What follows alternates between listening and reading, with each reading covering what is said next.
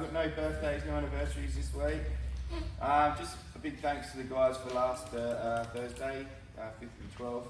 Had really horrible weather for that day.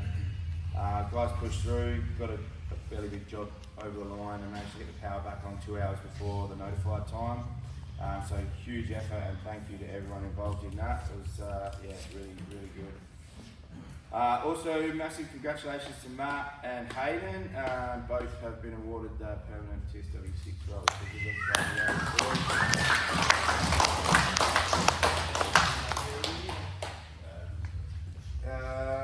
We've got 432 days without a switching incident, so well done to everyone involved. Obviously, previous best was 869.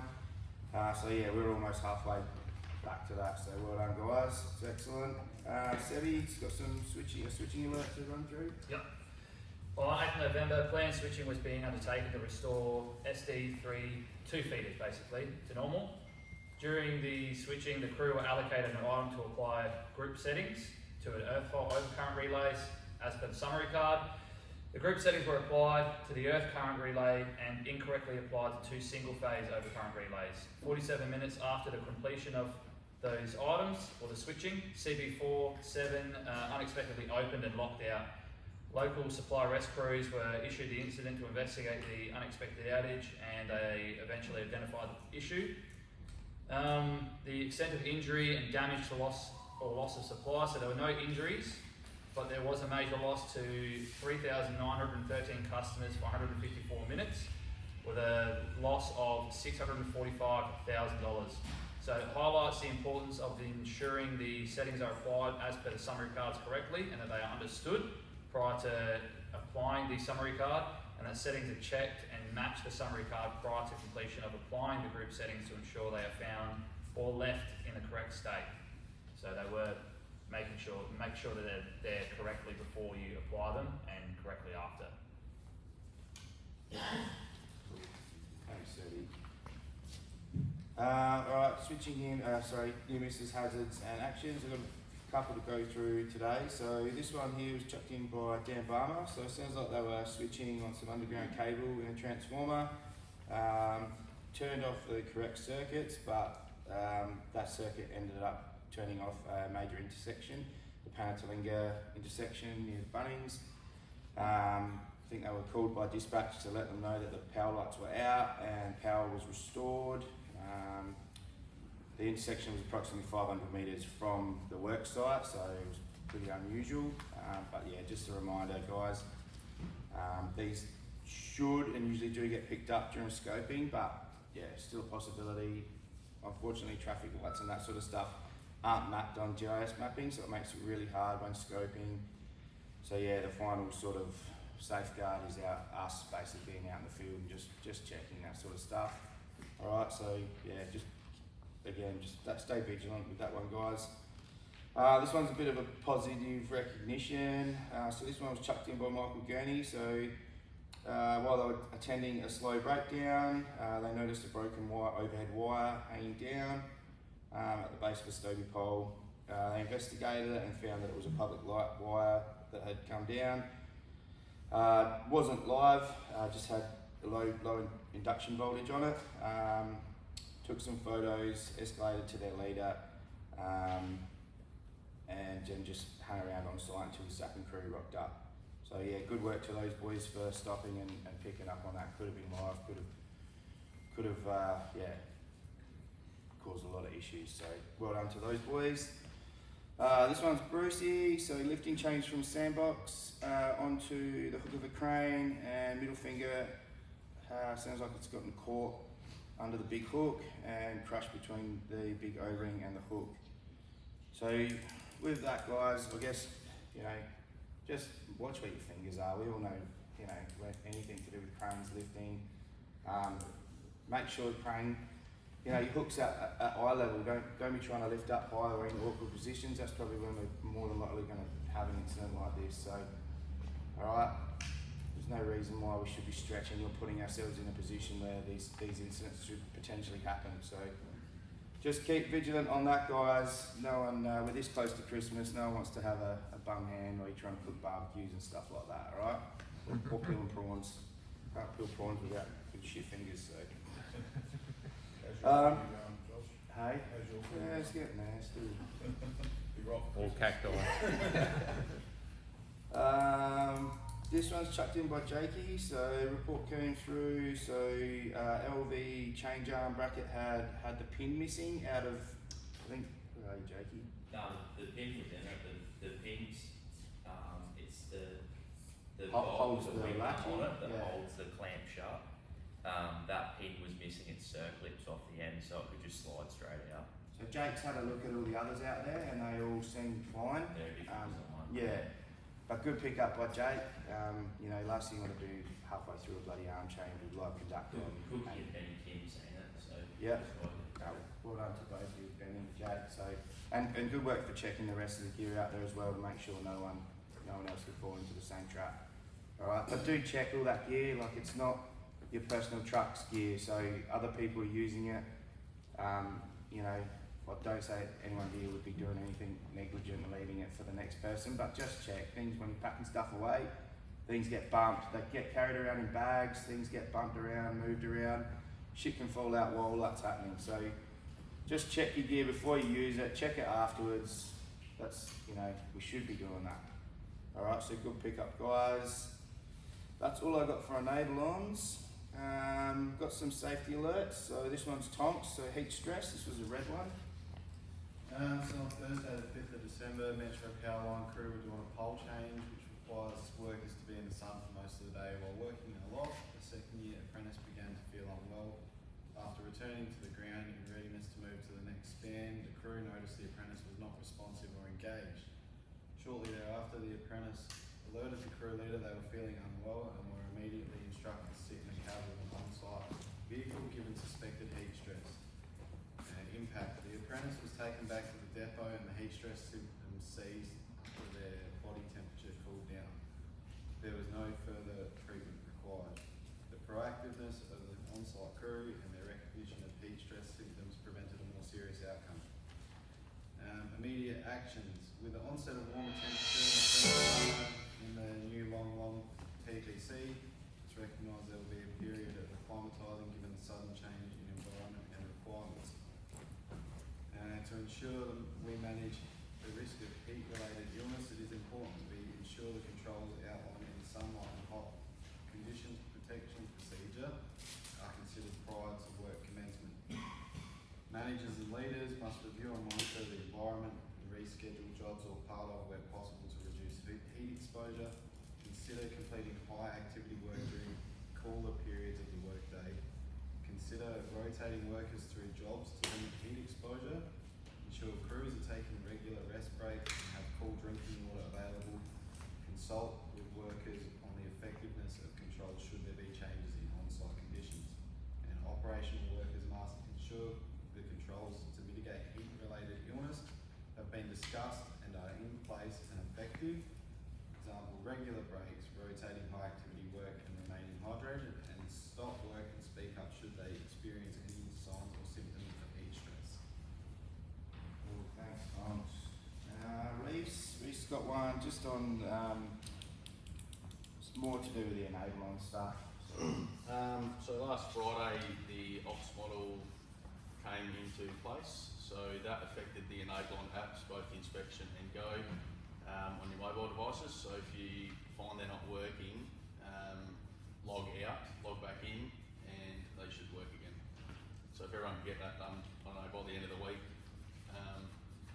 just so we know what's left over. If you need help, let us know and we'll get you through it. Yeah, you'll find nothing will load up if you're being told you've got stuff sitting there and you can't open it or it's not appearing. That'll be the case. It's a bad app. It doesn't, if you don't use it for a long period of time, it just sits there stale. You've got to remove the app or log out, add it, and then re-sign in every time to get all your new stuff added on. Right, so yeah, it's not ideal, but that's usually the problem, and that'll usually fix most of the issues. All right. What else we got here? So this one, just notifying from Cam. So I've seen it as well. We've had strangers, young kids, people.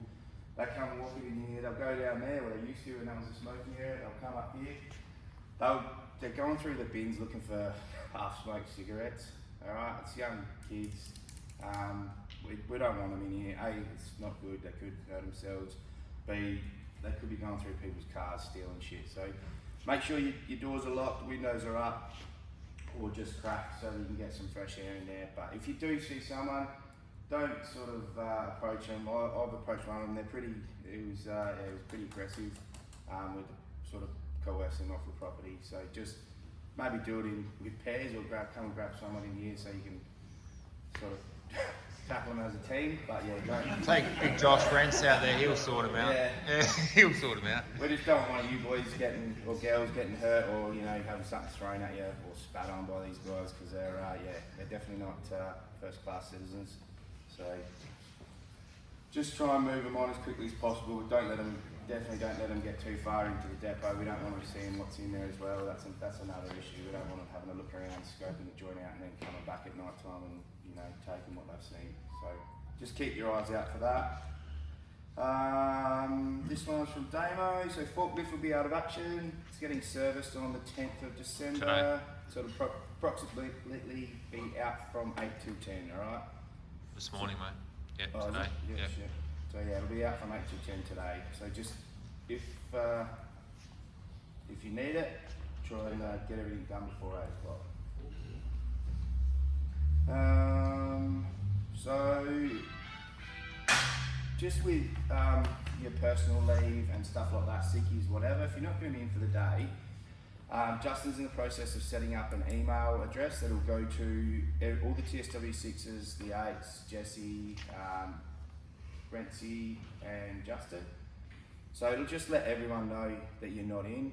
We've just got a lot of issues at the moment with people on sickies, letting one of the 8s know, and that's falling on their day off or whatever. The information's not getting through. We're not getting told until way past 7 o'clock. It's really hard for us to plan who's going where when we don't even know how many guys we've got to deal with, alright? So just keep it in mind. As soon as you know you're not coming in, whether it's the day before, send me or Chog a message until we get this email up and running. But yeah, we need to know before 7 o'clock, alright? It just makes our life a hell of a lot easier. We're trying to plan who's going where and what jobs are falling over because we just don't have the resources. If we're running around after 7 o'clock, it's going to hold you guys up from getting out of the depot.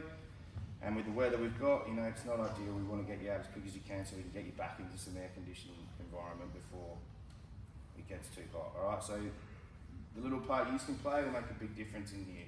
On that as well, with leave, the effort the guys in here put in place to approve leave is huge. So help us by putting it in as soon as possible. Don't submit leave 2 weeks out. It's really, really hard. Help us help you guys. Like, I've never seen anyone deny leave, but if you're putting it in 2 weeks out, you're making it really, really hard. So same as RDOs, they don't come through the same. We just get an email. If you take an RDO, you want an RDO, follow up with an email or come see me, Rentsy, the 8s, because it can easily be missed. And there was a couple yesterday where they're unapproved leave, RDO. So just help us help you guys. We want to approve all the leave you can. We don't want to be denying leave, but if you're putting it 2 weeks out, you're making it really hard for us. On that, with RDOs, don't just assume because it appears in kiosk that you've got it, alright? If you click on it, it'll actually say that whether it's approved or not. So if you put it in, follow it up. Don't just take that day off thinking that, it's in kiosk, because what happens is as soon as you put it in, it makes your name read in kiosk straight away without any action from us, okay? So you may have entered it, but it may not have been approved. It may have been missed. Like Timmy just said, it doesn't come through the same way annual leave does, alright? So when I change an RDO though, it says like, for my psychosis, it says that it's notifying him. it'll notify him. So what are we supposed to do? Notify him again? Yeah. Yeah. Yeah, just come and see me. It's So consistent. it notifies them to say you've changed it or you've added one. Then it'll sit in kiosk as pending. So that means they either haven't seen it yet or we're working out things in the background to try and make sure once it's approved, it's yours. You've got a day off. Alright? It's the way the system is, not great.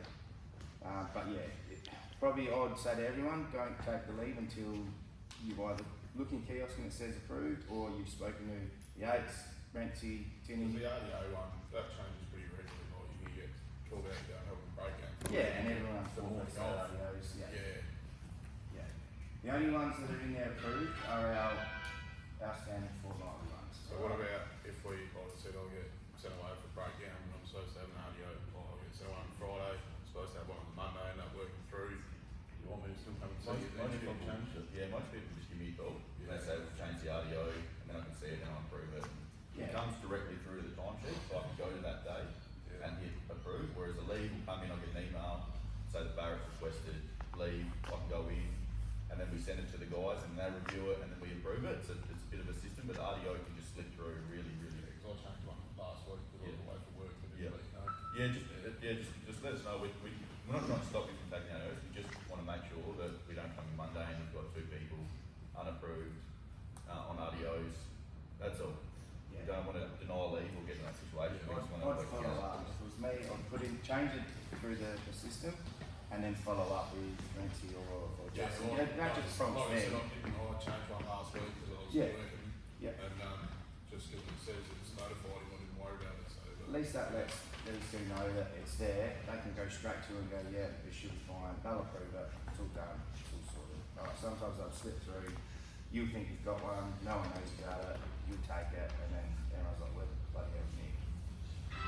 All right. So just everyone keep that in mind, okay? What else we got? what's that with the sick leave one or personal leave and let me know? Yep. This come up. I was having a chat with Matt Park about it yesterday, and yeah, like I know you want to be notified by earlier. Would be like 6:30 in the morning be acceptable? Yeah, that's Well, fine. I don't think that's too Yeah. big a ask. No. Everyone could like let your leaders know or Like I email said, or whatever I'm by happy. 6:30. You know, as long as it's not 10 to 7. 20 past Yeah. or 8:30, you know, Yeah. that's just. Oh, even 10 to 7 to pain Yeah, us. yeah. You guys. The earlier the better, but as Yeah. long as it's before 7, like it just helps me, Jesse, trying to work out who we've got, who we can move where.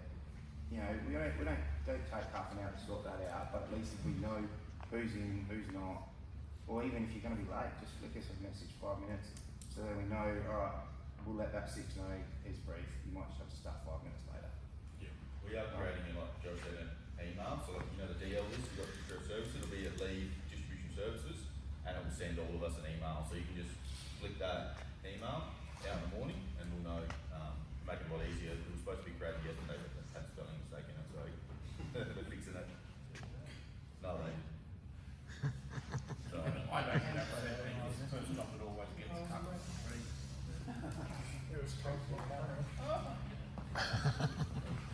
Alright, so yeah, it is important, guys. We do need to know. And like I said, if you are that horribly sick, get your wife to send something. Send it the day before. As long as we know prior, there's no issues. Okay. Just the last thing before we watch this update. Just got a reminder to use the Good Thanks and recognition for your peers app. So I think there's been a change in the business can. They're going to start actually sending out the reports. I don't know exactly what. I've just asked for them because I think it's worthwhile sharing to everyone here, like relevant to our team. So each month we'll get the whole spreadsheet. I'll put it through one of the relevant to his team. We'll put it in the toolbox and let everyone know. Because I think Matt Parks went out yesterday to win it. It was from URD this time, so everyone will get that. But there's probably half a dozen, not more people in this room that also got a good thanks, which are tagged in that email. But And you're one of them. So You're one of them. if people go on the effort of putting all this stuff in, we want everyone to hear everything. So that'll be the next toolbox I've received. Well, that's the feedback I've had, that people sort of, well, I didn't even know apparently I was one of them, didn't even know, but guys have been told that they're getting these, but they don't know who it's from or what it was about. So it'd be good. I think that's great team building, great for our building as well. Like anything that's new, we don't always get the perfect straight away, so 100% welcome the feedback on it, but that's the sort of feedback we get already, and that's, I was on the same, I was given the same feedback because I wasn't even receiving all the stuff, so we've got to share it, and what's disappointed over it. Yeah, 100%. I'll quickly go around the room if anyone's got anything they want to bring up before we watch this update. The unit is back. It's had those steps put on the back, but the driver's side one, if you're going to try and jump on the back, you're going to probably fall off. Don't jump on the back of anything, No, Bruce. the step, Yeah. using the steps. Yep. It's a bit wrong. Yeah, to handle it. Make that step to the other way. way, it's, yeah, you're gonna fall over, but it's been tagged out till late come back and open it. Alright. Just a reminder that you can't use that until, so just the steps been tagged out, No, they're not, the lights are not working in the back. so you can't use it. The hair's morning. The hair's morning. Alright, cool, so hopefully, well, might try and start motion happening, but, cool. Just a quick one, Cloud. It's our email, the design team are here now. So Tony, Danny, Bailey and Graham are in that room just over the back there. They don't start till 8, 9 o'clock-ish, so they'll probably be the last ones to leave. So there probably will be people here when we leave, but just make sure the back's locked up and they'll sort out the office.